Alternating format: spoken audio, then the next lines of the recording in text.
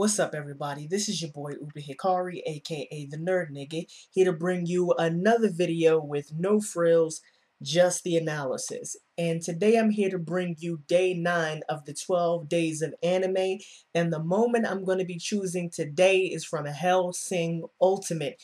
You know I gotta talk about my boy Alucard, aka Dracula. So Corey from Super Kami Guru, I think I was in a live stream with him, and he kept telling me how good Hellsing Ultimate was, that it was so good, I had to check it out. So I finally gave it a shot, and I must say I was not disappointed. So for those of you who don't know anything about Hellsing Ultimate, here's a brief synopsis. Basically, there's this organization called the Hellsing Organization that protects Britain from vampires, basically. Vampires in Hellsing Ultimate are real, they feed on people, and they're generally a menace. So the Hellsing organization has been helping to protect Britain from vampires for, I don't know, at least a 1,000 years, I think. At least 1,000 years. And they have a secret weapon who is Alucard, also known as Dracula. It's kind of implied that his name is Dracula. Alucard, if you flip Alucard around, then it's Dracula in reverse. So it's kind of hinted that Alucard is in fact Dracula. And so the Hellsing organization, the story of Hellsing Ultimate is how the Hellsing organization has to fight a faction of the Nazi army that was, I'm not too sure, but apparently they were reincarnated as vampires and they've come back to take over the world, basically. So the moment that I want to talk about specifically from Hellsing Ultimate, it's the moment right before Alucard and Anderson have their climactic fight. In fact, it's from the previous OVA that just came out. OVA 8, not OVA 9, not the one that just came out. It's from OVA 8. And Alucard has released his level 0 restriction. And Alucard actually has a level 1 restriction and he has a level 0 restriction. And basically Alucard is so powerful that at all times his power has to be restricted. And it's only after he releases level 1 and level 0 that he can access his full potential, his full power. So he's released his level 0 restriction, which means he's at his most powerful. And Anderson is basically getting his ass beat. Anderson is a character who's from Iscariot. It's an organization that also fights vampires, and it's also in constant competition and conflict with the Hellsing organization. So Anderson from Iscariot is basically getting his ass beat, and the only way he can win is to use a holy artifact. Obviously, the myth surrounding vampires is that you can use holy artifacts in order to defeat them. And the holy artifact that he decides to use is a nail that was used to crucify Jesus.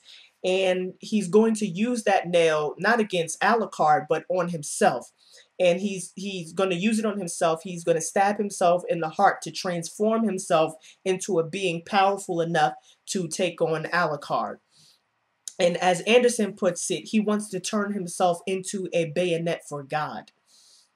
And Alucard realizes that what Anderson is about to do, that he's going to use this nail on himself. And Alucard is trying to convince him not to use it. And the speech that Alucard gives is so deep. I mean, it's so deep and it's so complex. And the entirety of Hellsing is just encapsulated in that speech that Alucard gives. Here! Anderson! Stop it! Do you know what that thing will do to you? You'll become one of God's monsters. Maintain your humanity. Don't succumb to power. Either side, it amounts to the same deal. Whether in the name of the divine or demonic, you're still a monster in the end. Do you intend to use that scrap of miracle to become nothing but a scrap of miracle yourself? This duel between us, would you really push it this far? Into the realms that lie beyond mortal life? A monster such as myself. A creature of such weakness that I could not bear the weight of a human life. If I am to be defeated, it must be by a human.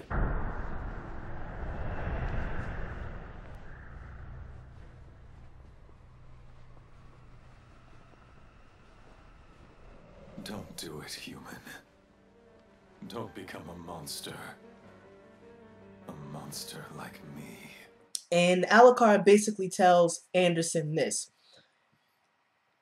human beings are the only animals capable of anticipating, and not just anticipating, but contemplating their own death and really reflecting on their own mortality, because we're the only animals so far that, as we can tell, that have a sense of past, present, and future, and can reflect on the flow of time and how the eventual flow of time will affect us. And it's because we can contemplate the effects of time in our own mortality that we can become acutely aware of our own limitations. And so part of what it means to be a human is to accept ourselves and accept and embrace ourselves, and not just embracing our magnificence, but embracing the limitations that we are made aware of by being able to reflect on our own mortality. And that's part of the magnificence of humanity, but it's also part of the burden of what it means to be human, the burden of what it means to have a consciousness. And this is what Alucard tries to tell Anderson.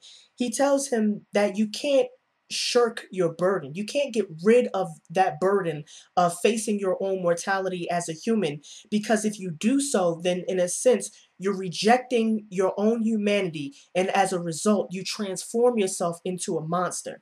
And Alucard is basically saying that what makes him a monster, because Alucard refers to himself as a monster several times throughout the show. It's a recurring theme, a sort of motif of the show. He basically tells Anderson that what makes him a monster is not that he's a psychopathic killer, because Alucard in Hellsing Ultimate is definitely a psychopathic killer, but what makes him a monster and what makes him so incredibly weak is that he was afraid to embrace his own mortality, and so he transformed himself into an immortal vampire.